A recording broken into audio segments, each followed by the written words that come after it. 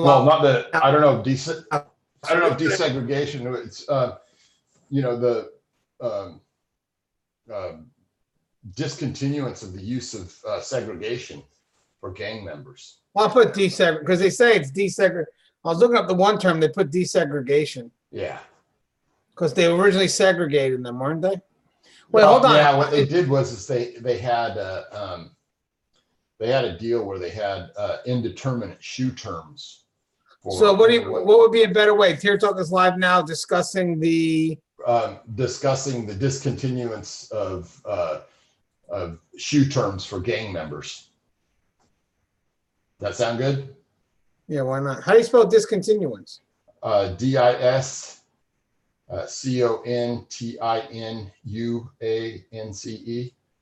ANCE? Yes. It's not an E? Nope. Discontinuance of gangs and CDC. Discontinuance of what? SHU terms.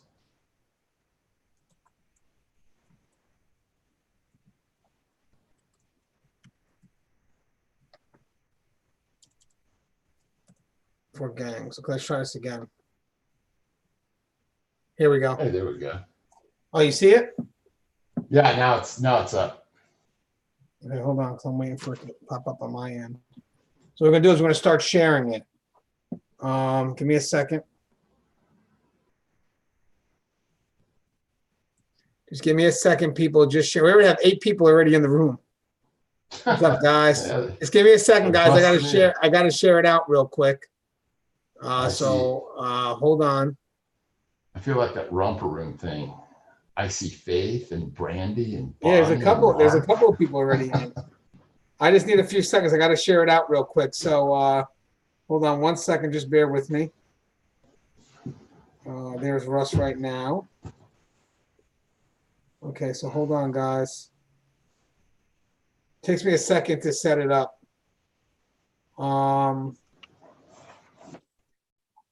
So people are starting to come in now. So it's good. So I set it up. It gives people a chance to talk about what we're going to talk. Hey, it's Gary T. Hey, Gary T. Oh, Gary T's in? Gary T's in. Yeah, he's been a regular. Yeah, that's our boy. Excel Velez. He gives a lot of good information too. His questions are very informative. And we got Mike Alphabet. He's got a long name with a lot of letters in it. Who's that?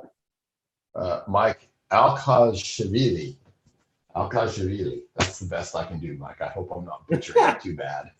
All right, guys, almost done. Just posting up on Facebook real quick. We got a few groups on Facebook, then we'll get started. It's going to be an interesting topic today, I think. I don't think I've covered gangs much in what I do, believe it or not, since we've done this. I mean, a few times, but never as this is going to be actually a very specific topic. Yeah, I think this is going to be good. And you've been doing your research, right? Because you're my guest today. I am the guest. You're the person I'm leaning towards for information. I think it's going to be eye-opening. There's always been a lot to this. I was much more up on it, of course, when I was active. Really? Yeah, you know, though California is really facing I think it's a crisis of leadership, and it's a crisis of what the courts have done to them. It's kind of sad. I hope they get their mojo back, because I really do feel that they're a premier. It's all shared out. Premier department. It's kind of sad. All right, so here we go, guys. Guys, welcome aboard. We have 15 in the room right now, so we're growing. Brad, hi. Mike, hi.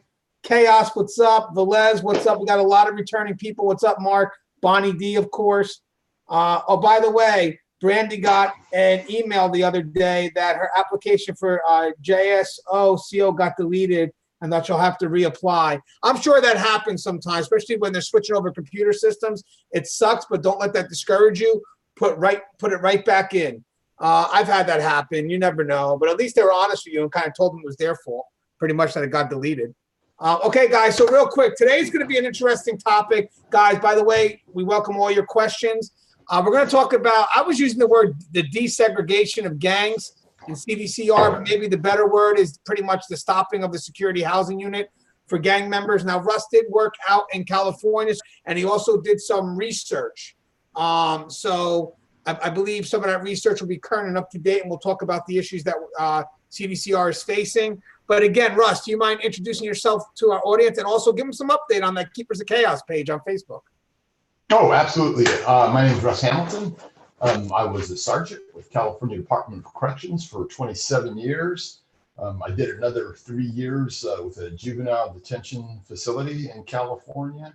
And now I run Keepers of Chaos, which is my page. That's Chaos with a K.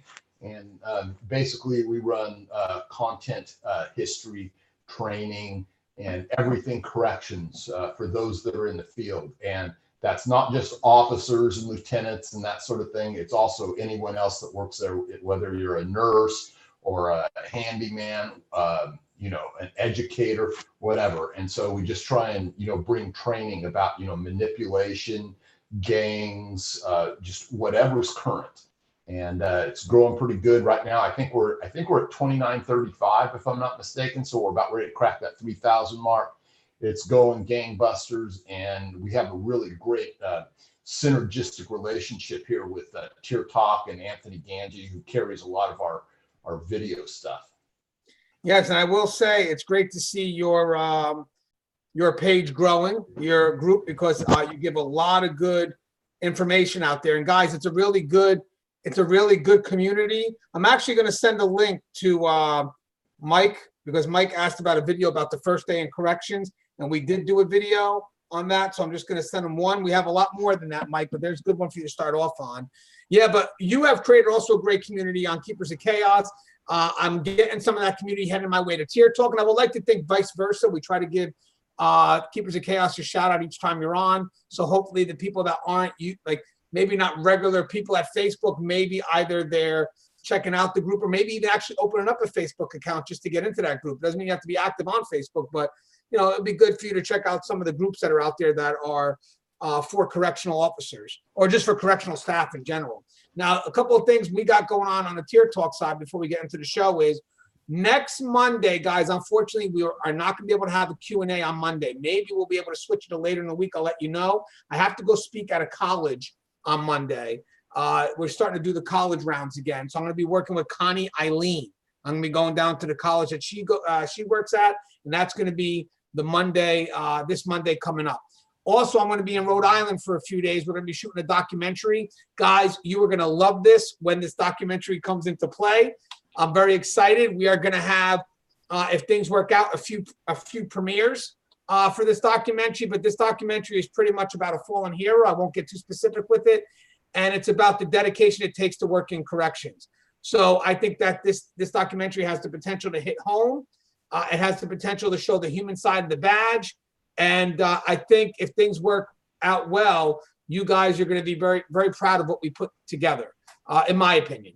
It's being done by a professional company, and hopefully we're going to market it through the indie film festivals, but we're also going to do premieres. So hopefully if we get to hit an area near you, you guys are more than welcome to come to the premiere, because this is something that once we get the word out, we need to show up and support.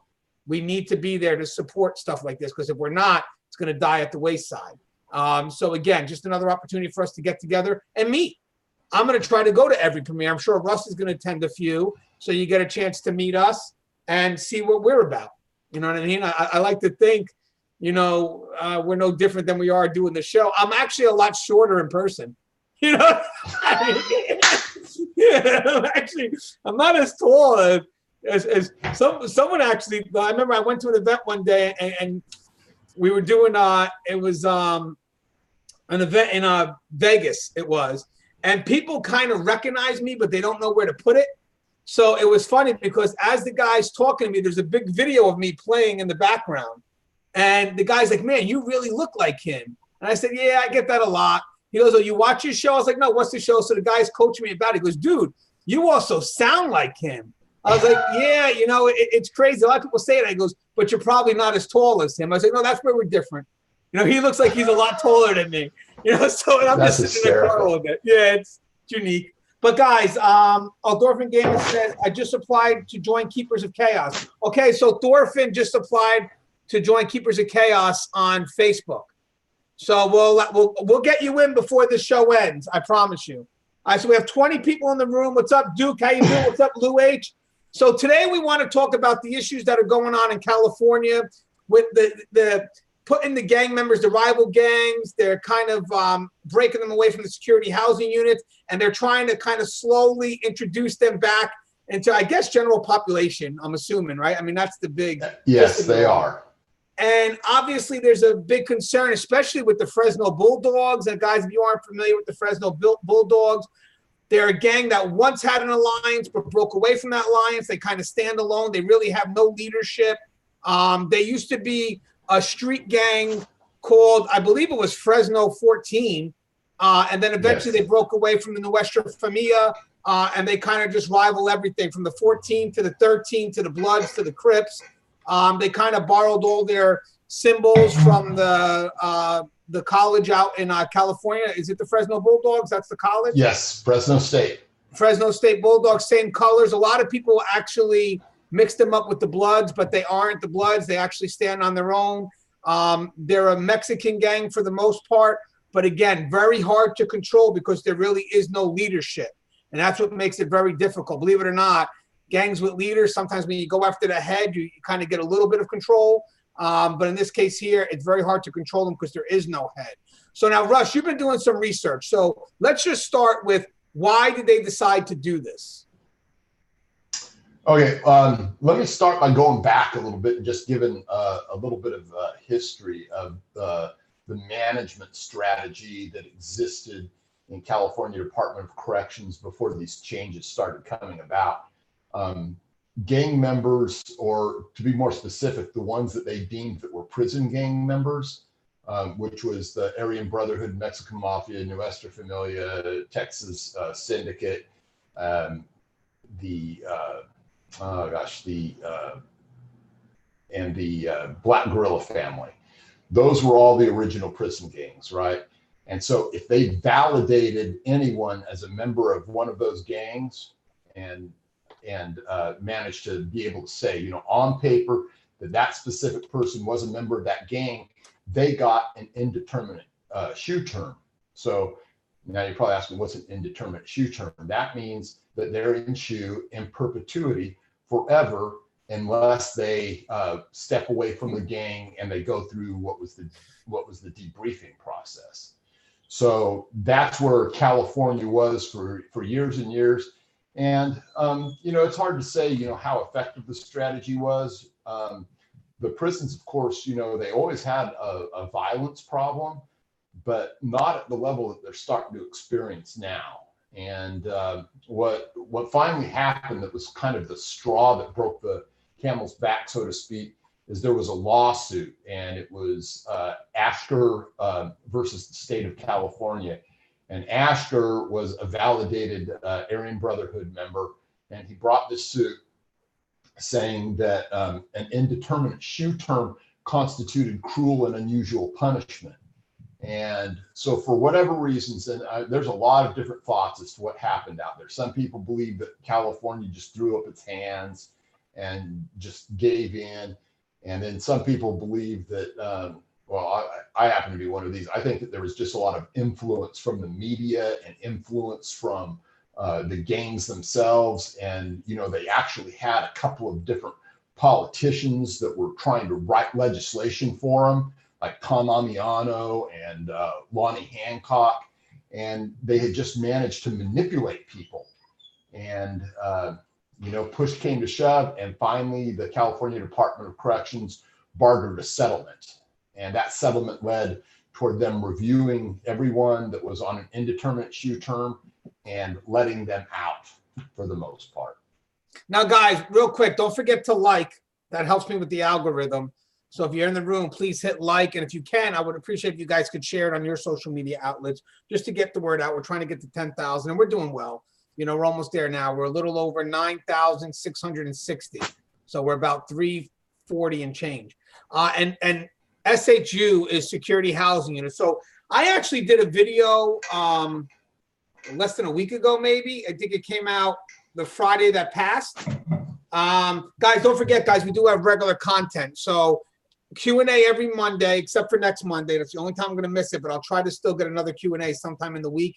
And every Wednesday and Friday, we have an upload. Either Russ will do it on Wednesday or Friday, or I'll do it on Wednesday or Friday. So we have 3 uploads a week.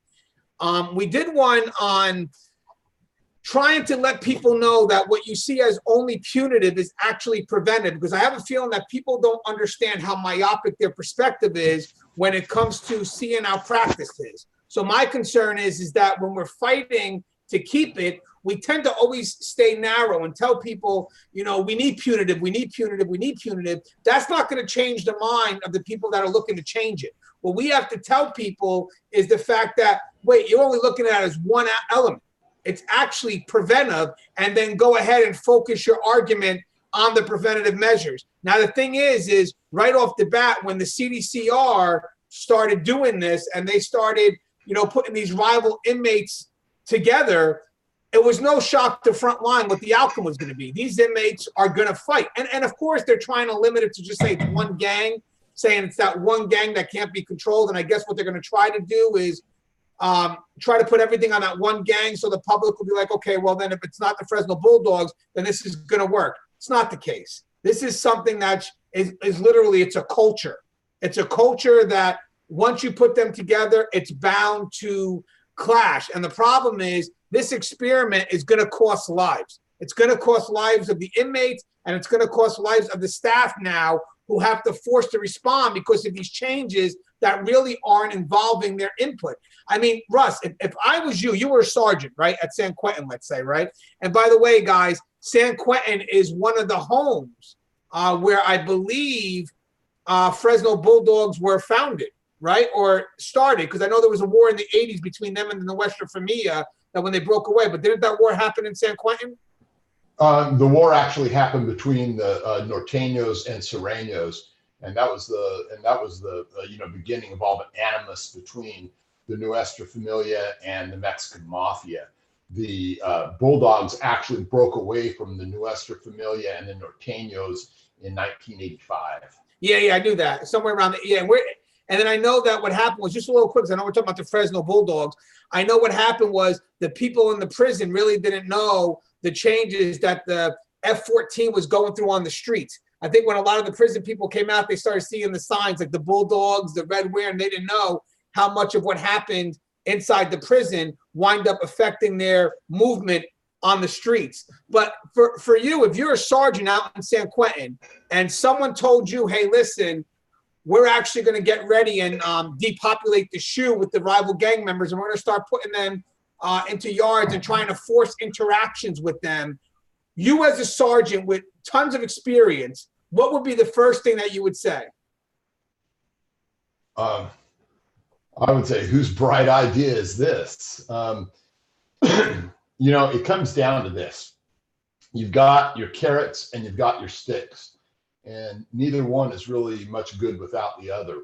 And when this decision, when this settlement came through and they started depopulating all of these SHU units, and these guys started hitting the main line, I mean, these were stone cold killers that were shot callers for their individual gangs. And all they did was they were finally able to take control, no longer from a distance, but from actually being there. And so from that point on, it just seems like it's devolved into a case where they're never going to have any kind of a programming level 3 or level 4 yard, because they're just going to be constantly at war. Now, the level 1 and 2s, they might program to some degree, but even they're getting hit real hard. It's, you know, the last institution that I was at there in Central California, they're experiencing constant riots. And it's problems right now, it seems to be problems that are between primarily the Bulldogs and the Sureños, but it's just a matter of time until other things boil up and boil over. And I think maybe they're just focusing on that because that's the big issue, but they're still having the same problems that they've always had between the Crips and the Bloods in the North and the South. You know, real quick, congratulations to Jordan Wood. He started his correction I started my corrections officer job today for ORDC. I'm assuming, would that be Oregon? I'm pumped. Thank you. That's Ohio. Ohio. Rehabilitation. I got you. And then also, I don't know why I was thinking of Oregon. Gary T says decisions made by people that never worked in facilities. But I want to, Lewis H asked the question I want to run by you, Russ.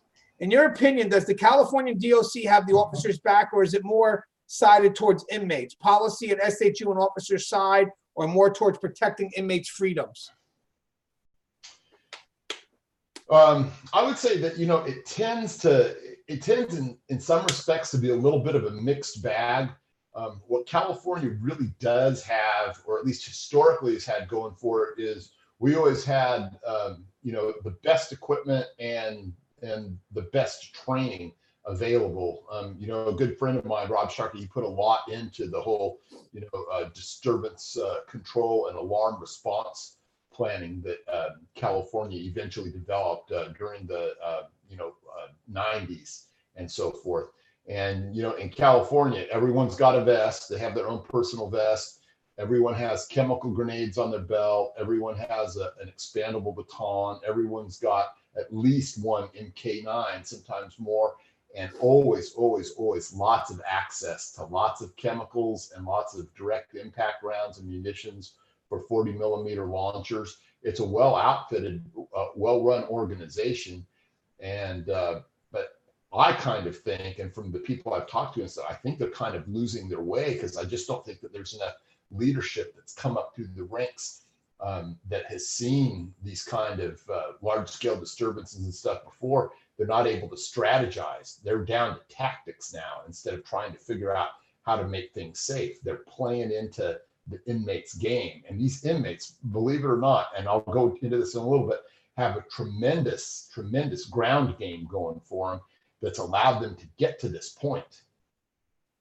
Well, you know what? Lewis H actually asked another question. I figure I can go first, and then you can go after that, Russ, because my perspective may be different than yours, because again, there's a different type of culture, let's say from the West Coast, East Coast to Midwest. They all have different types of culture. Well, one thing I want to mention, guys, you notice how me and Russ are saying like 13, 14, and Midwest, you may get people folk. The reason why that's done most of the time is really to organize the criminal activity in the prisons, especially during the Midwest. In the Midwest gang culture, the reason why the gangs broke to people and folk was because there was so much street rivalry. So what they did was, when you brought that street rivalry into the prison, you just couldn't really control anything. So actually the leaders of rival gangs that had the biggest numbers, like the Disciples, Black P. Stones, we're looking at Jeff Fort and Larry Hoover, they said, listen, we have to break this up into two nations. This way in the prison, I don't care what happens on the outside, but in the prison, you're either folk or people. You either rock the 6 or the 5.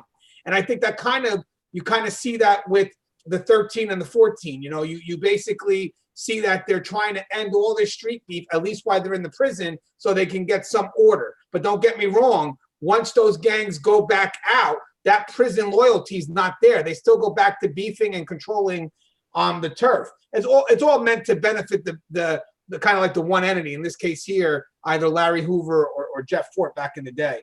But Lewis H said, are the gangs more focused on each other or more focused on the officers? I want to go first, at least from my perspective, and then Russ, I'd love for you to comment on this. The danger for us, I would like to say that inmates expect a level of us in their business. They know that custody is going to be in their business. They know that's custody's job. So there is a level of them accepting that to some extent. Like they know we're going to get involved in that. The problem here is when, I think for the most part, is when we stop them from completing something, or we stop them from, let's say, making profit. So I'll give you an example. If Russ finds a big drug bust, and let's say, he finds it in the cell of this inmate, that inmate cannot just give those drugs up easily to Russ. He's going to have to fight for it. He's going to have to do something so he can still keep that gang's respect. Don't get me wrong. He's probably going to get in trouble, but the gang is going to expect some level of aggressiveness towards the officer that's finding it. Also, when it comes to I'm trying not to lose my train of thought here.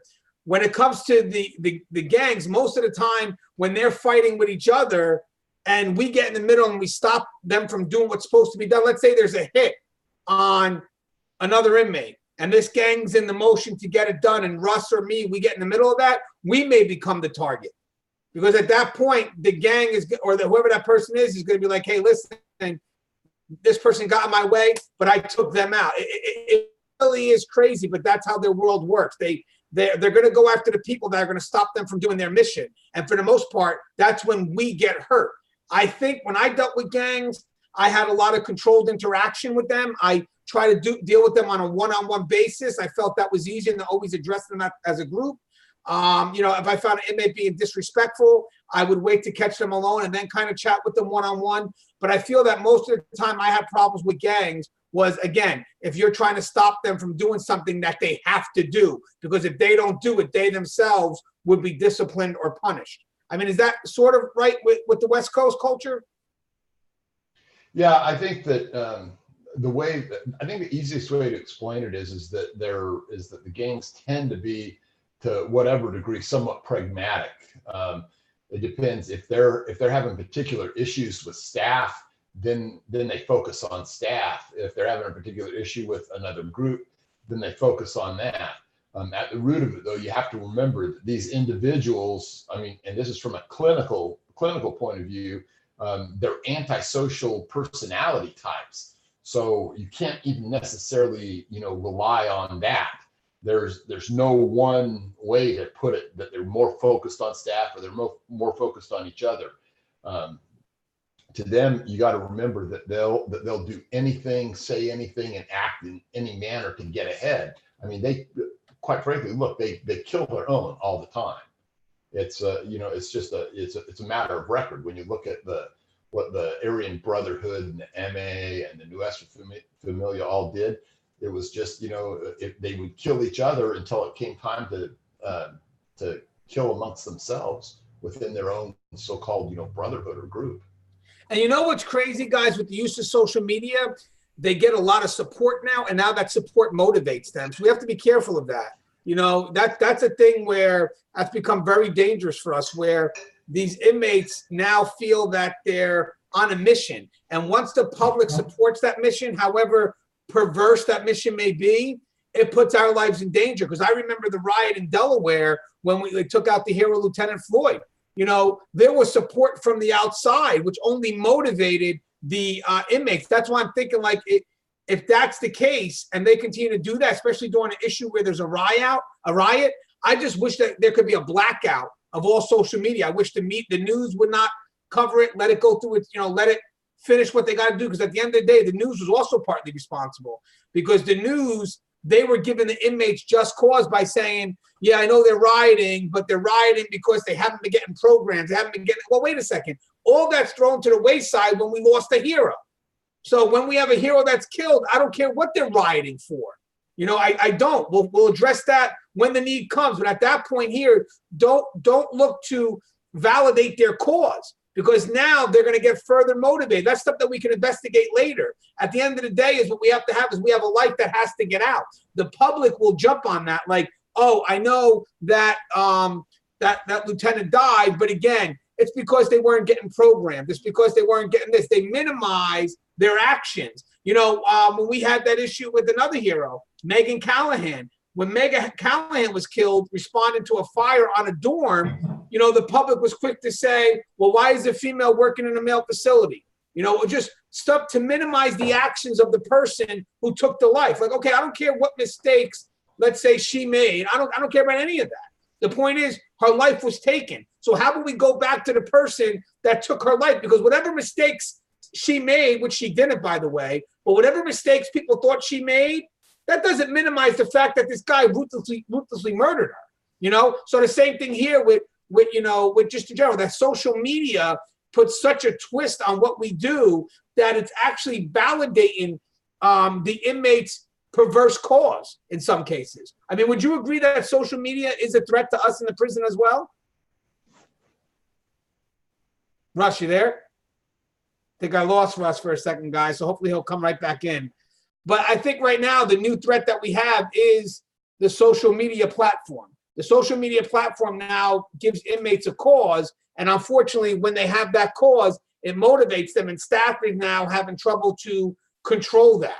And It's tough to see that. I know Rusty's trying to come in now, guys, so just give me a second. Let me see if I can get the next question. How often do officers conduct cell checks, or is that only done if there's suspicious activity going on? Okay, so real quick, Faith, cell checks should be done by every, definitely by every unit officer. They should at least do a minimum of 3. I don't know what your state may ask. Hopefully they ask for more.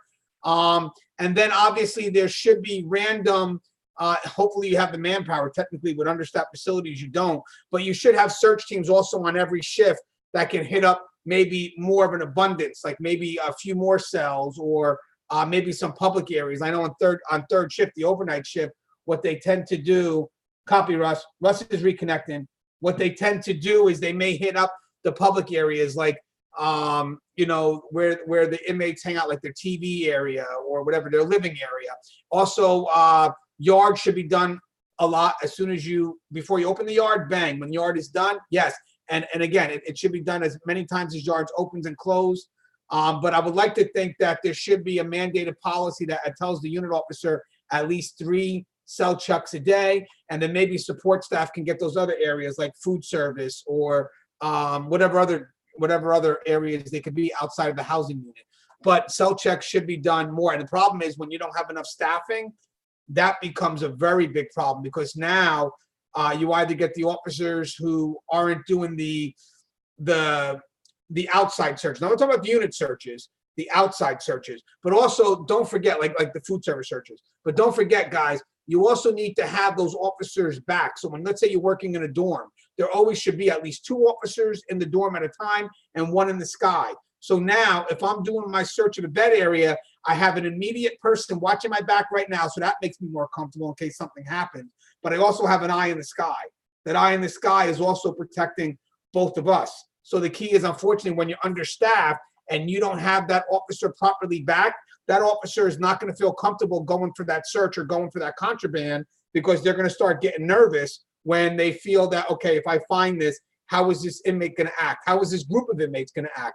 So again, for those dorms, I really wouldn't recommend doing searches unless you have someone having your back immediately and the eye in the sky. But right now, unfortunately, you have officers that are going at it alone. There are officers that literally walk the dorm alone doing searches with no immediate backup. And I can tell you something right now, in my opinion, we're not giving that officer the proper motivation to do a actual physical cell or dorm search. And I think that's a problem. Hold on. What do you call it? Lewis H says, I was reading about 5. Is it 5? Let me see. I saw something with Lewis H mentioned. I believe he said Florida does. Feds 5, Florida does 5. So I guess the unit officers have to do 5 cell searches a day. That's actually great. And again, you definitely need the manpower. I'm trying to get to. Hopefully, Russ comes back in. Smitty says every department, agency, or institution may have different rules on searches. My facility, you're supposed to do at least 5 cell area searches per shift. So that's amazing. We actually got Russ back in, guys. Hey, Russ, my audience was not, they were waiting for you, man. Hey, Russ, let me ask you a question, because I hope I was answering it right. Okay. Faith Hill asked a great question about cell search. And I said that I'm used to, you got to get 3 in a day, the unit officer, and then you have like those outside teams that are also going to maybe do like those extra searches, like food service, whatever outside areas. But when you have a dorm setting, I was telling them, if you're working a dorm, really to do a good search, you should have an officer right next to you and then another officer eye in the sky. Because the problem is if I'm doing a search and if I don't have one immediately getting my back, I'm going to be a little nervous doing a search. If I find something, I'm open game for that inmate. That's why you always have, while you're doing the search, and that's another thing, guys, when you're doing the search, you have to only be able to focus on the area that you're searching. So that's why it's good to have a partner, because if you have a partner you can trust, they can put their focus on where they need to be in case there's a possible threat. And then you can go ahead and 100% look at what you got. You cannot do a search without giving it 110%. But Russ, what's your thoughts on searches? Obviously you had them mandated too, correct? Like for unit officers or dorms? Oh yeah, it's always best if you can have a cover officer at all.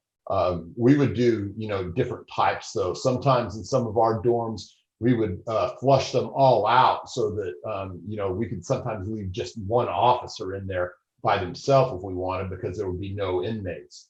But sometimes, you know, that wasn't the situation we were in, and we would just, you know, maybe there'd be 2 of us or 4 of us, and we just have, you know, one guy between us and wherever we told the inmates to be. And, you know, he'd watch to make sure, and they were always curious. We always knew when we were getting close to something. So, you know, it would just depend. We'd use different tactics, but we'd always try and provide for safety first.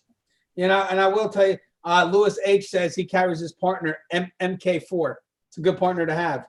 But I want to go with real quick, and then we'll go back to the gang stuff. I do like to answer the questions from the audience. So Brandon asked, what's your opinion on channels possibly promoting and glamorizing at times, not all the time, the prison lifestyle? Examples, 23 and 1, lockdown after prison show, life after the penitentiary. Listen, if they're spreading a good message, I'm not against that. And at first, that's what I saw. But if they're promoting ways to manipulate the system, and they have a very big audience, that's a problem for our safety and well-being. But that's not just a problem for staff.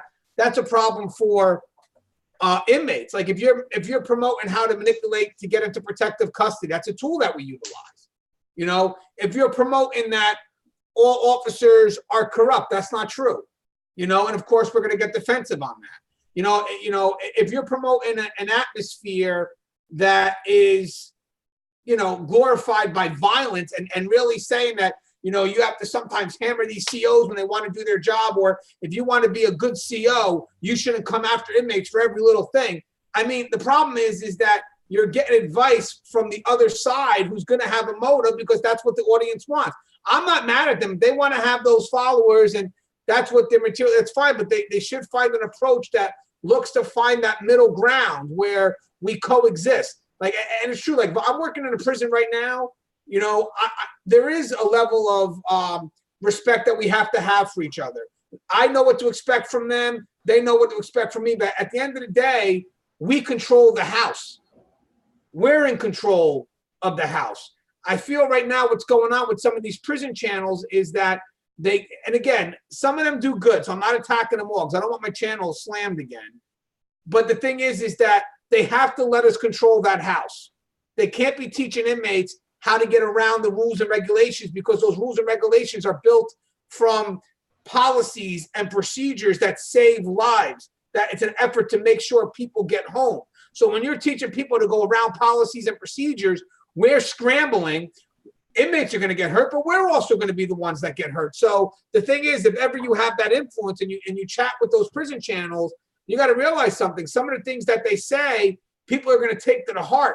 And if, God forbid, if they get locked up, they're going to know how to manipulate the system. One of the things that's different about today, guys, I'll tell you something. Back in the day, let's talk about Tier Talk for a second. Tier Talk was created at a good enough time because guess what we're doing, guys? We're giving people a chance before they enter the wall to have experience, right? So they're going in with experience. They're going in with a level of expectation from the job, and they pretty much understand what it is that we need, what's expected of them, whatnot, right? Well, don't forget the prison channels are doing the same things with maybe people that are going to be going into the prison system. Like I follow Dan Wise. I think his channel's great.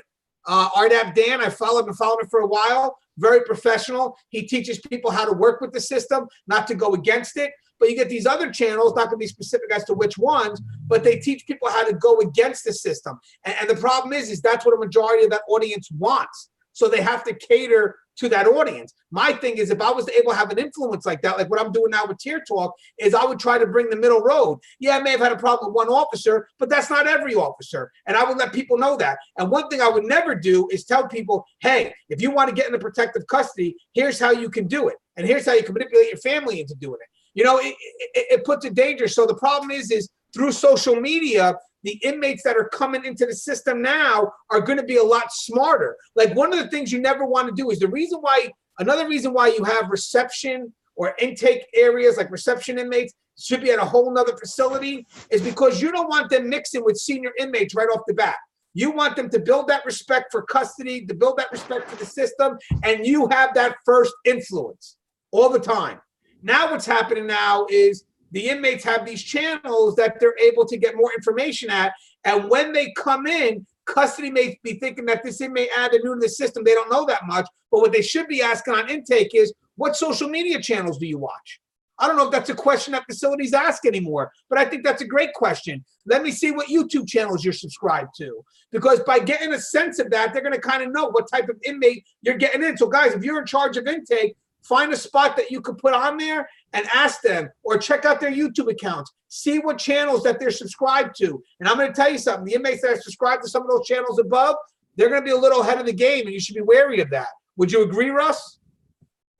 Yeah, it's all about education. I said from the beginning when I started this thing with Keepers of Chaos that I wish that I had this available to me when I started. I could have shortcutted so many of the mistakes that I made, and so much of the lack of knowledge that I had at the beginning of my career. I could have been that much further ahead. And if you don't think that there aren't inmates out there who are smart, wily, manipulative, and that would take advantage of something that would, put them ahead of the game, then you really don't understand what this game of corrections is about. And we're going to go into that in a little bit more detail here pretty quick. Well, real quick, and I want to go back to the desegregation of games. Dorfin Gaiman asked, and then we'll go back to our topic. I like to always get some questions for them answered. What do you think about inmates being required 4 hours of out-of-cell time a day in the SHU or DHU units? I guess disciplinary housing units. Okay, so you want to go first, Russ? You want me to go first? Yeah, I'll take it. Any amount that they get is fine. From my standpoint, the question really becomes as to whether you can manage that level and get all of those inmates out there. I know that there's a couple of different departments that have just said, hey, we're going to do this. We're going to give these guys X number of hours, and there's not enough staff to do it. There's not enough hours in the day. There's not enough people to escort these inmates to their yard time. So it's something that really you have to ask from a logistical standpoint, first of all, whether you can do it. And then second of all, you have to ask, what is that impact on safety and other staff members that are going to have to accommodate that time outside? So that's really what it comes down to. As far as what it means as far as just the program goes, I think it's actually a good thing if it's not going to otherwise impact safety and workload and stuff like that, to give them as much as you possibly can give them. All right, now for me, if they're going through disciplinary, I think that there should be a certain level of time where they don't get anything. It's got to be very limited, and then eventually, maybe if they're there a little bit longer than, I don't know, 8 to 15 days, whatever it is, then obviously you have to start introducing them. But I do think it's needed. We have to actually do it, because if we don't do it, that's going to be a reason for them to take away those tools. So, you have to give them that light, that outside rec time. And guys, the people from the outside, you got to realize something. They swear that these inmates are in these cells 22 hours a day or 23 hours a day locked down, and we know that's not the case. So those mandated yards are actually helping us keep the tool. Now, don't get me wrong, it should still be a privilege. If you act up, you don't get yard today.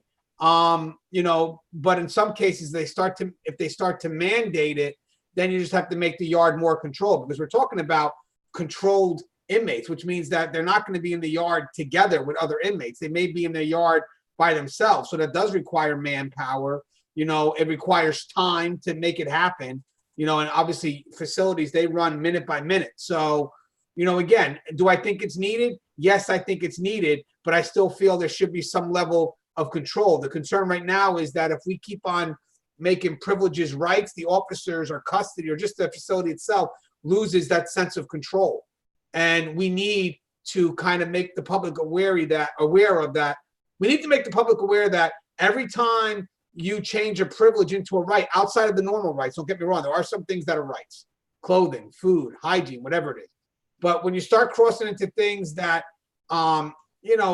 the officer can actually have for some leverage or control, and then you make that a right instead of a privilege, well, now the officer doesn't have the ability to maintain that control, the ability to take something away and have the inmate earn it back. So again, but do I think it's needed? Yes, because if it's not needed, they're going to start taking away those tools. And that's going to be the one thing that they're waiting for. The moment we stop giving these inmates yard is the moment that we no longer have those type of tools to separate the inmates from the rest of the inmates. So you have to be wary that, aware, well, actually I'm saying wary. You have to be aware that those little added things, that's actually what keeps these tools in existence. Because if not, we go back to the primitive age, and corrections is not going to go backwards. It's all about moving forward. So you got to kind of complement the rights of the inmates, but also with those punitive measures. So you have to find a balance between what's punitive and not violating their rights. All right, so he's saying they only get 1 hour rec, but 4 hours out of their cell in total. So in the day room. Yeah, I mean, if they're good and they start earning it, then that's fine, because you have to gradually introduce them back into GP anyway. So the last thing you want is an inmate that's secured in their cell all day, not interacting with anybody, and then having them released right directly to GP. You have to have a gradual kind of like I guess like a step down. So once they, after, let's say an inmate gets in trouble and they go through this hearing process. So let's say they get found guilty. Once they get put into that segregation unit, all effort now should be to get that inmate to kind of gradually go back into GP. Again, still within the time of whatever the sanction is, but again, you can't have them separated from everybody. So the thing is you have to gradually introduce them back. So the thing is, it's good for them to have those interactions, because the last thing you want, and I think that may be part of the SHU thing. I don't know if this is true, Russ. This is a great question by Thor, though. But, when they made this move to separate the inmates into SHU and then obviously to put them back, before they put them back, were they gradually introduced into GP, or did they actually go from being secured, thrown right back into GP? That is a great question, because I don't know the answer to that. A lot of those people, when I finally retired, were just starting to trickle down, into more of the main lines. And that's where you saw things starting to happen with regard to the violence. I don't know if you guys caught, I want to say it was in 2015 when Hugo Pinnell had just come out of the SHU, and he'd been back on the general population unit for about 2 weeks, I believe, and then he was stabbed and killed. And so, whether there was a step down process or a way to get them ready, I actually don't know. Well, I will say, because Thor said about Governor Cuomo's putting into law starting January 1st, they must be out of their cells 4 hours a day, being locked in for more than 20 hours a day. I'll be honest with you, as long as it's controlled, and if the inmate gets in trouble, there should be that effort to say, you know what, we're done, bring them back. But the thing is it's not such a bad move, only because it's going to help us justify the need for segregation. Because if not, and we can't accommodate that, the other avenue is going to be we can't do it at all. So that introduction of that 4 hours is pretty good. When someone's going against what we do, then we can go back and say, well, that's not the case. We don't have inmates locked in their cell all day. They get out. But again, if they mess up, then they lose it. But that's because they messed up, and you can document it. But again, the way corrections is working now is that all effort has to be to rehabilitate. So there's a punitive aspect, yes, but there has to be a level of reintroduction.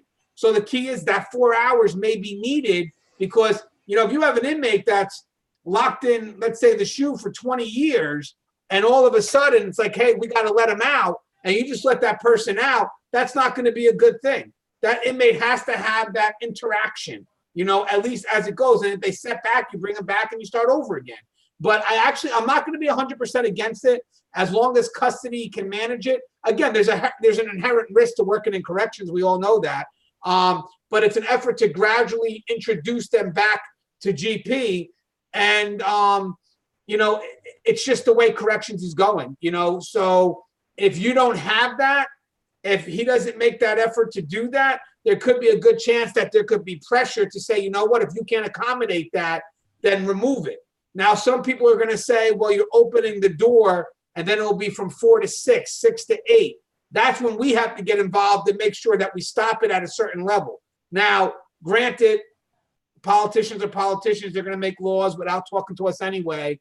But the key is right now, because we're in survival mode, right now, if we want to keep that tool, we're going to have to allow some type of freedom, if you will, some type of outside rec, sometime where they're out of their cells. And again, it's an effort to rehabilitate. Now, as Russ mentioned, and maybe we'll find out next time, even with the gangs, it's going to be a little bit different because there is that rivalry, and some of them can hold on to that rivalry for years. But before you step somebody down, there should be some type of introductory level to, you know, kind of introducing them back to GP. But with the gangs, you know, even if you had that, I still think it's going to be a risk because at the end of the day, you know, once they see that rival, it's on, you know, regardless of, you know, could be regardless of how rehabilitated they are, because especially if they're a foot soldier, you have a job to do, you have a job to do. But that's something we should look into. Us. I'm very curious to see, because I was doing some reading, if they just allowed those inmates to go right back into GP. Right. And like I say, I'm not that familiar with the process that they finally settled on. Yeah, and Bonnie said, I saw a documentary on Red Onion Prison, a Supermax in VA. Every inmate who enters the prison is given a stepwise and somewhat customized plan on how to get out. Yes. So real quick, just to give you guys a little idea of what we're talking about here. And then Russ could compliment. I don't know if Russ has seen this in his time, but we have to look at all measures. Yes, there's a punitive side, but there's a preventive side. And during that preventive side, I say it's preventive because that's actually what will win me more arguments, is that the inmate cannot be forgotten. So at all times when you're arguing for these punitive sanctions, you have to remember that they're preventive by nature, but at no time are the inmates being forgotten, which means that their needs are getting met. So all because you put an inmate in some form of restrictive housing doesn't mean that they're forgotten.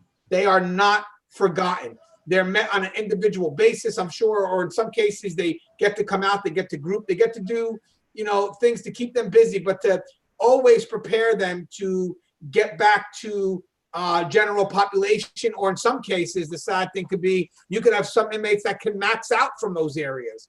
So now I'm sure there's going to be a committee working together to make sure that they try their best to maybe get that inmate out into GP first, and then try to get the inmate, if they're maxing out, onto the streets.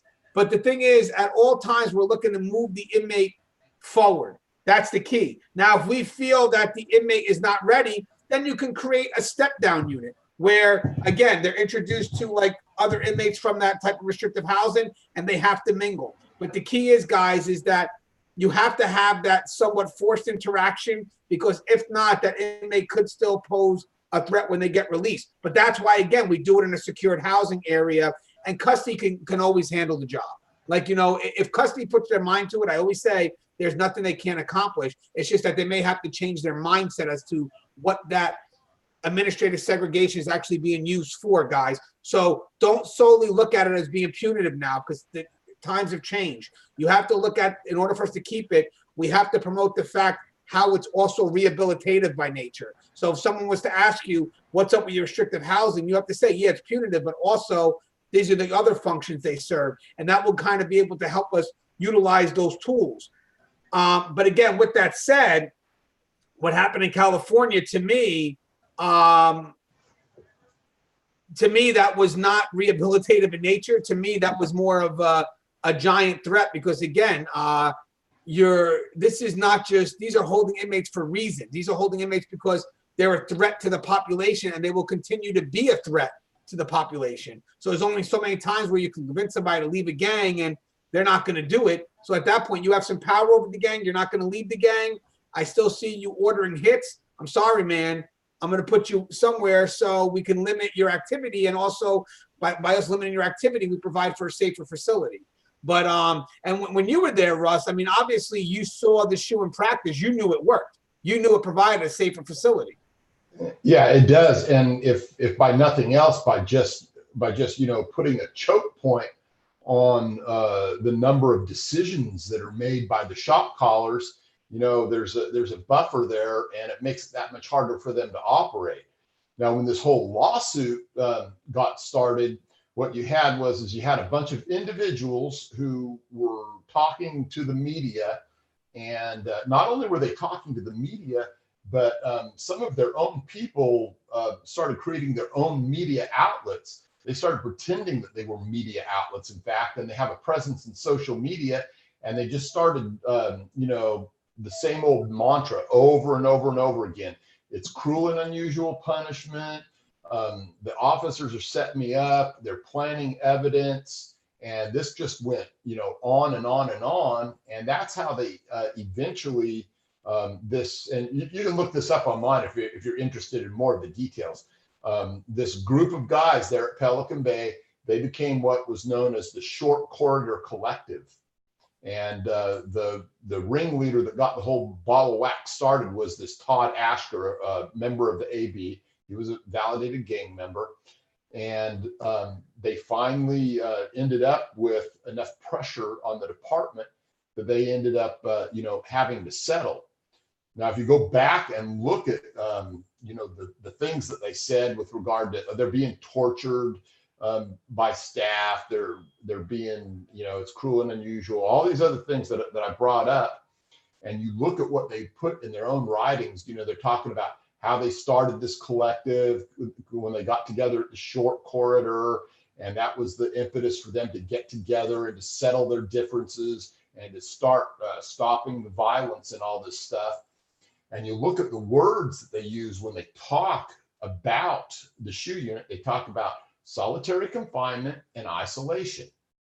Well, there really is no such thing in the United States as far as solitary confinement and isolation. If it's so solitary and it's so isolated, how did they start this Short Corridor Collective when they all got together there in Pelican Bay? These are the things that the media never asked. They never bothered to, you know, ask the hard questions. The legislators that, you know, got on board with the Mexican mafia, because this is horrible. Did they ever take into account that these people are murderers and liars and all this other stuff? I mean, it just makes you question about the leadership that came to this point. And then what the actual heads of CDCR were doing, I don't really know. It seems to me like they just didn't have it together strategy wise, or at least most of them didn't. But anyway, if you go online and you do look up these particular people, you can just, you know, Google those facts, the Short Corridor Collective. You'll see the court documents, the stuff that they wrote online, the media outlets that they founded in order to try and spoon feed this stuff to the rest of the media to make everyone believe that, you know, we were, you know, torturing them and cruel and unusual punishment and planting evidence and all that stuff. That was how they achieved this. So I think it's really kind of a sad thing that California Department of Corrections didn't really have an answer for such a really truly well orchestrated plan. I mean, these guys had a strategy and they stuck with it, and they went all the way from their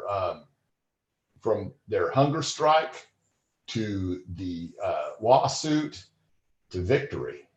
And now that they've kicked all these people out, and here's another thing that people should think about too, that coming up, you know, through the hunger strike and through the lawsuit, the amount of violence inside California Department of Corrections plummeted precipitously. I mean, it went way down.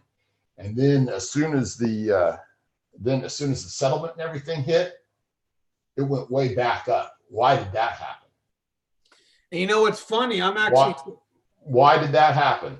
We know why it happened. And it's funny why you're saying that, because I'm surprised the news even covered it. Because usually the news would not, because it's an agenda. Usually the news want to protect that side. So you would never see, the plan for the desegregation of the gang units didn't work, because that's what they're saying. But they're trying to also have that buffer. They're blaming it on the one gang. I think it wouldn't, even if it's not the Bulldogs, it's going to be another gang. But they're trying to push. It's not the plan that failed. It's going to be this one gang. And Russ, you touched on something I want to discuss. I actually did a video. It was Friday again, same video. Punitive actually means preventive. And Russ had a dialogue with a guy named John Doe. We don't know who John Doe is, of course, but I want to read a little bit of this dialogue. So Russ just puts the comment up first, just in agreement to what we're talking about, that it's a needed tool. So pretty much Russ says the public may not want to face up to the fact that restrictive housing, SHU, SEG, management control units, etc., are necessary tools, good tools that help keep the population, the public and staff safe. The growing resistance to have them and use them destroys the rehabilitation element of corrections. If you're against these tools, you're against safety, security, and ultimately second chances for the inmates who want to program. Chaos leads us nowhere. What do you mean by that, Russ? You know, if you don't have safety and security first, where inmates can program, where they can receive those programs that help them, that allow them to establish the behaviors and the tools that they need for success on the outside.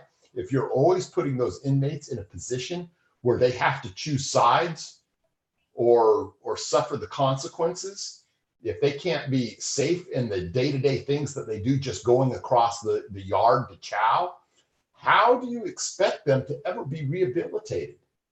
There's no way to accomplish it if they're just being essentially warehoused, and they're warehoused by virtue of the fact that either they're on lockdown because incidents keep happening over and over again, or they're just having to go back and forth the minimum amount of times and stay in their house because it's unsafe for them to get out there and go to these programs. Why should they participate if we can't keep them safe, and if we don't hold the inmates that make it unsafe accountable? And Russ, you're 100%, because there's a lot of times where even the other inmates will tell you, listen, I'm trying to do good. I can't do good with this inmate here. We have to do something. Like right now, the inmates are creating this chaotic environment.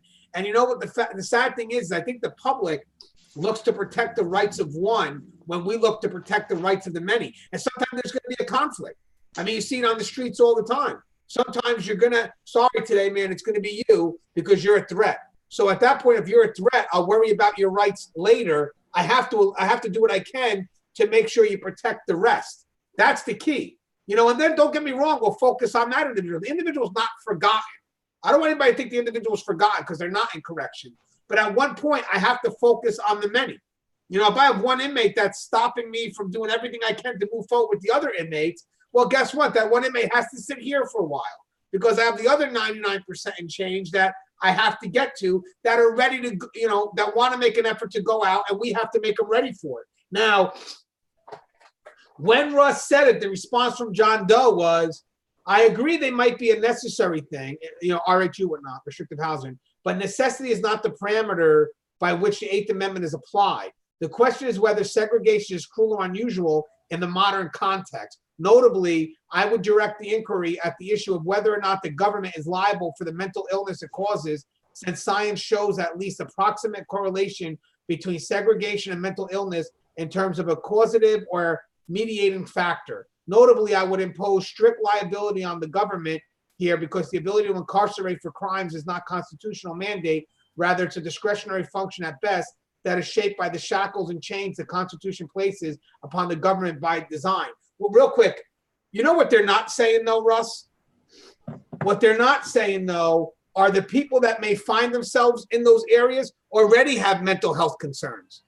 So the thing is that, you know, I'm not saying that we try to get them on a one-on-one basis, but at one point, we weren't really designed to be mental health hospitals, but we're dealing with it. We're dealing with it. We do what we got to do. But at the end of the day, if those inmates have concerns and I still have to get to the population, I have to be able to do something with those inmates so I can focus on that population. So what that other gentleman forgot to say was the fact that the inmates that could be going into those areas, besides the ones that prefer to be there to begin with, could already have problems, and that's why they're there. It's not that it's the cause, it's the effect of them being there. It's the cause of them being there in some case. Would you agree? Yeah, that's, you know, oftentimes when we're talking about cause and effect, people tend to, if they have a skewed view of things, they tend to invert those two, and they don't understand that, you know, sometimes the effect is actually the cause. And you have to look at it too, though, from a pragmatic standpoint. When you're talking about mental disease and you're talking about inmates with varying forms of sociopathy, psychopathy, all of those things affecting them. I mean, who has been really, truly effective in managing those things on this planet? Nobody. Nobody. So trying to hold the government's feet to the fire for those things developing in someone that has ended up in that situation, and they've been supposedly put in isolation, which I've already said doesn't exist. They've been put in restrictive housing where they actually have contact with other inmates. They have contact with staff. They have contact with mental health. They have contact with medical staff. They have contact with other program workers. Well, yeah, they're going to fall apart, but it's not because of the environment they're in. They're falling apart because they already have the issue to begin with. Now, if that's exacerbated by some degree by what we're doing to them, but it's stopping people from being killed, well, there's a pragmatism to that sometimes I think might be a little more important than an individual right, because how else can you be expected to manage them? If there's not a solution, what can you really do? And don't forget, if we allow that inmate to run rampant, then we're going to be responsible for that too. We're going to be responsible for not, addressing that issue. So it's really a no-win. So where's the least amount of liability? By helping the whole population, as opposed to, this whole population right now is threatened by this one. I'm sorry, worry about the one later. Let's address the whole, let's work with the whole population. Now, GA Peace Officers asked a great question. I have two questions. And guys, we'll start coming to a close soon. And now, guys, remember, guys, we're going to answer a few more questions, but there's going to be no Q&A on Monday because I am going to be at a college speaking. So, but we will try to find time during the week to have that Q&A. I'm working on a guest that Smitty gave me on here. I think Russ will really enjoy this guest. I'm just waiting for the guy to email me back. I'm hoping we could set something up next week, or if he can only do it this week, maybe I'll have that as my video because I still have to upload a video by Friday. What I was going to do, guys, is I'm going to be out in Rhode Island filming a part of a documentary. So I was going to kind of video a little bit of my experience. So if you guys want to tell me if you're okay with that, if you guys want to see a little bit of a vlog of my journey to Rhode Island, I'll see if I could do it. If you guys give me the okay and hit up some Ks, I'll let you see what it's like and what I'm doing on the side. I think it's going to be a great documentary we're going to put together, and I could upload that video. I could upload my trip to Rhode Island and maybe a little bit of the first day, a little bit of a vlog style. But again, let me know if that's something you guys want to see, and I'll do it. What's up, Roy? And Brandon says, great channel, Anthony. Keep up the conversation. It's a very important topic. Thank you, Brandon. And Lewis H said yes. Okay, only because Lewis has been a regular to my channel for a while now. I may do a little vlog of my journey to Rhode Island, which counts the trip and everything. Guys, I do have a family channel too called Gandry's Family Adventure, where I don't know what the hell I'm doing in parenting. But real quick, this is a great question that I have two questions. One comes from Faith Hill. Faith Hill, I did not forget your question. I see it about juveniles, but I'm going to get to it. Just give me 1 second. But I want to answer the question from Georgia Peace Officer. We know who Georgia Peace Officer is, right, Russ? I do. Yeah, so do I. I'm sworn to secrecy too, so I won't say his name, but have a safe shift, by the way. But he asks a question that nobody can answer.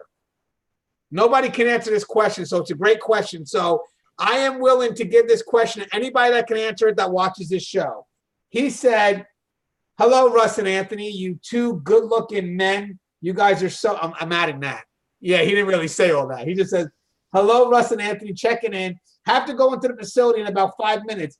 If you phase out security housing, then what do you have as an alternative? That's the question nobody can answer. That's the question. Oh, everybody says yes. I get to do a vlog. I'm going to do a vlog this week. Hey, Russ, do you have an answer for that? See, that's the question, of course. It's about, the carrot and the stick. There's California's been functionally left with no stick and no way to truly control. These guys aren't phased by doing, a little bit of time in the SHU if they get caught doing something. But in the meantime, they're out there calling the shots, ordering hits, and causing, chaos inside the California Department of Corrections, and there's nothing really stopping them. They're not going for the carrot because that's not what they're about. And so once again, here we are, we're catering to a specific set of the population that is not going to help us out with regard to doing anything rehabilitative for these guys. And we've just, we've thrown in the towel, and we've just said, well, you know what, Mexican Mafia, you know what, Aryan Brotherhood, you know what, Crips, you know what, Bloods, do your damnedest. And what are we going to do now? We're just going to respond to things. I think that's short-sighted. I think it's anti-strategic. It's certainly not a great tactic. So I think that right now, California Department of Corrections is suffering a crisis of leadership. I know there's a few good ones there. There's some that I know personally, and I think though that those people are, I think they're in the minority. Well, here's the thing, guys. Right now, there is no alternative. No one's given us an alternative. But we do have to kind of change the function of what we utilize, which means that you can't have inmates forgotten back there, which means that you have to develop programming back there. You have to develop timeout for them. They can't always be in that cell. And that will kind of justify the punitive side. So what I'm saying is you have to balance the punitive with the need to rehabilitate.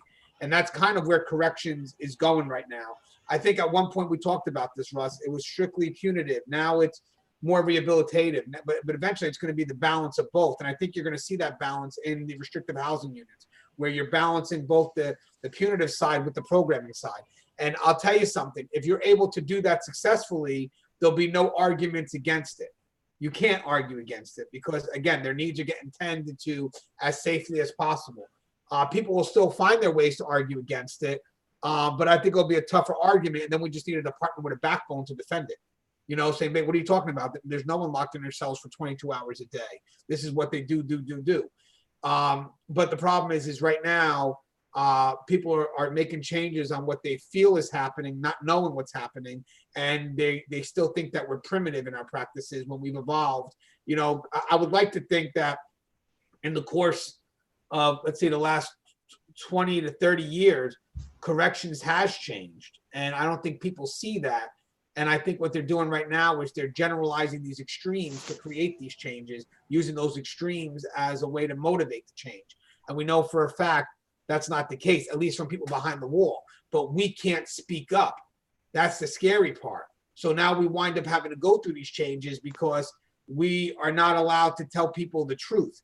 So the key here, guys, and I think this is what me and Russ do all the time, is that you have to find a way to balance that perspective. So if given a chance to talk to someone, I don't care if it's your neighbor, I don't care whoever it is, you have to find a way to educate your perspective a little bit and understand the perspective of one side, and then try to mold your perspective with that, but still taking control, if that makes any sense. So what I mean by it is that I know what they expect from us. So if I have to defend my position, I have to defend it from their perspective.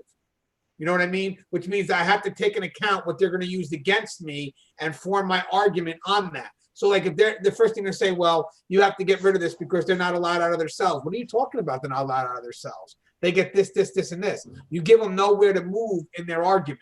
Unfortunately, right now, if we keep on only using one word or one definition of what it is, then unfortunately we're going to lose that argument every day. Because technically it's way more than one, but they want us to say that.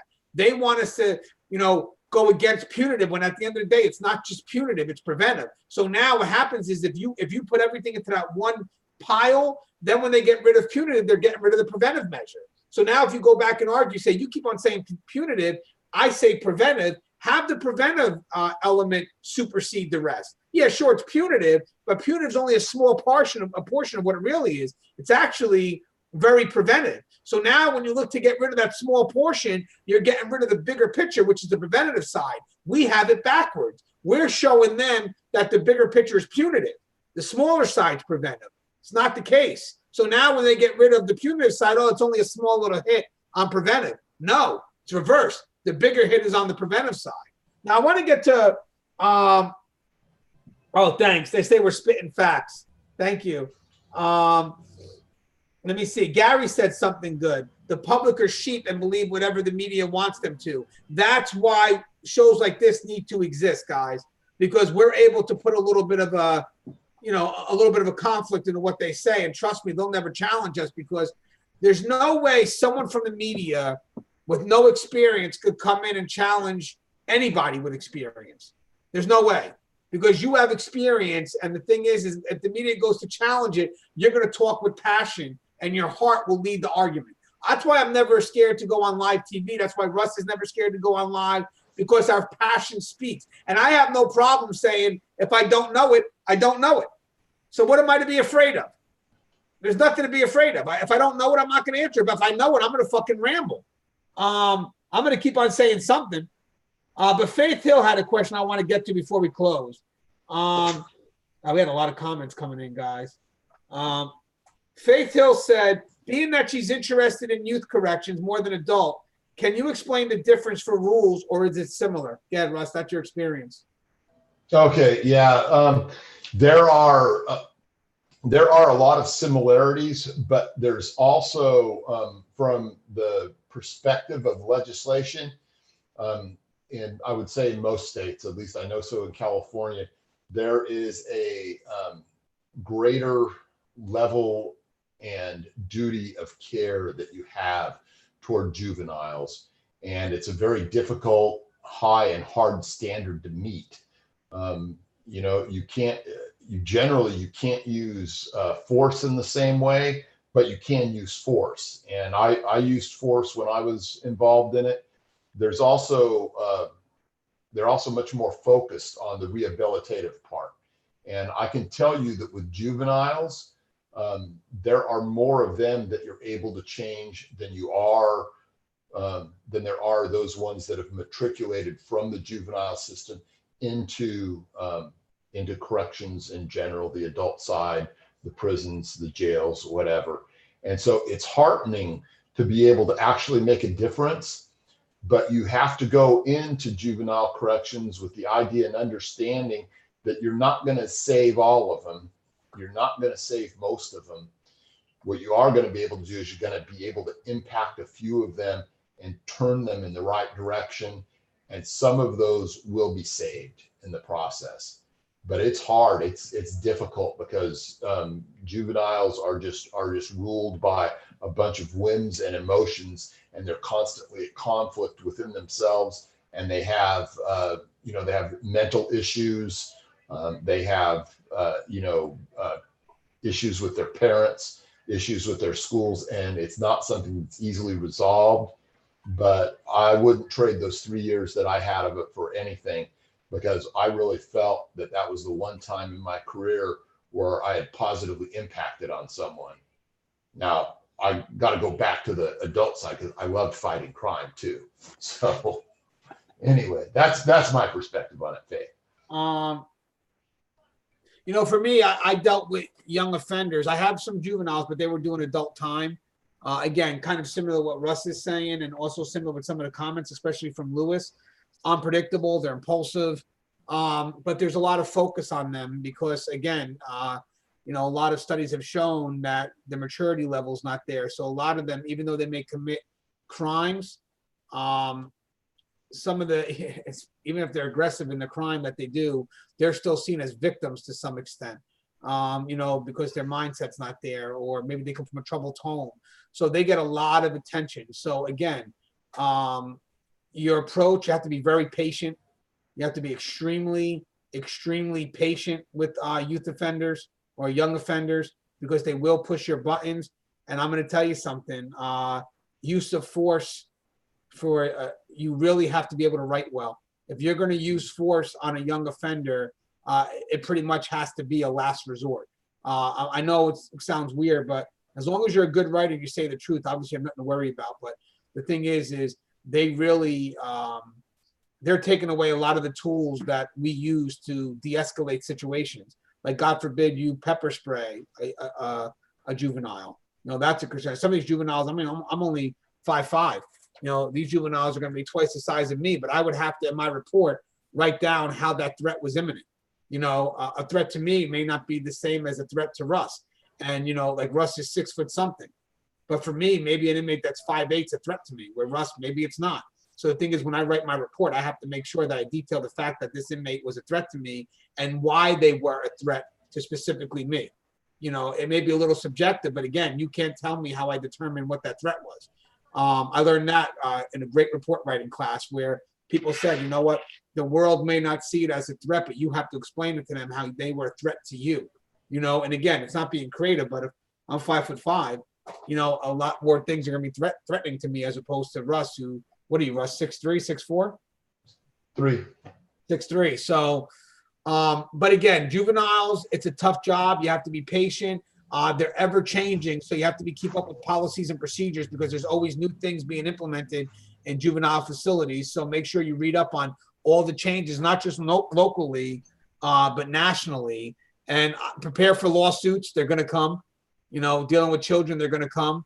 ACLU will be all over that. DIFUS may be all over that. A lot of agencies that don't understand what it is that we do or how we maintain control. But it's definitely it's definitely going to be an interesting experience. But for me, I found that I started my field with women, female offenders. So I don't have a problem working with female offenders. But when I did the poll, the majority of people that work in corrections would rather prefer to work with male offenders than females than juveniles, or more specifically, male offenders, female offenders, juvenile boys, and then juvenile girls. So again, if you get to have your choice, that's kind of how the poll went.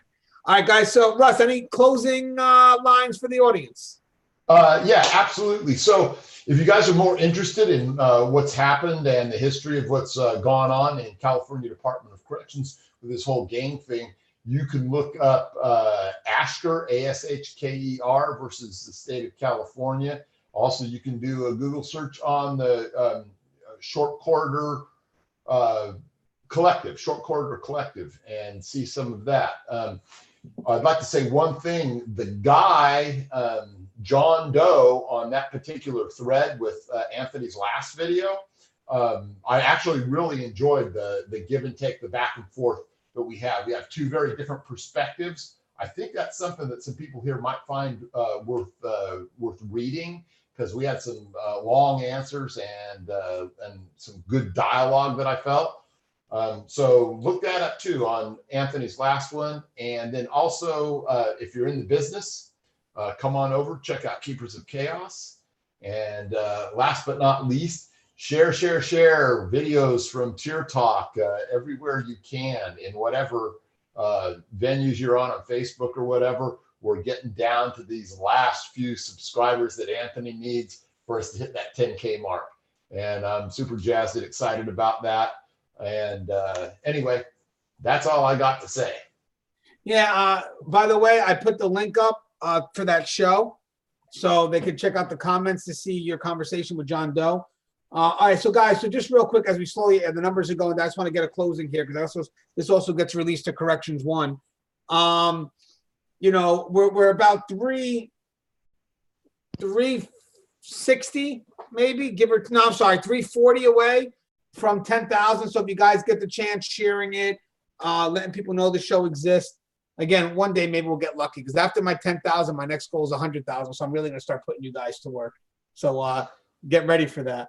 But what do you call, guys? Again, it's a great community we're providing. I think you guys are going to be in for a treat once we start finishing up that thing in Rhode Island and then again North Carolina. Wait till you see what we're putting together. Oh, thank you. Lulu said we're doing a great job.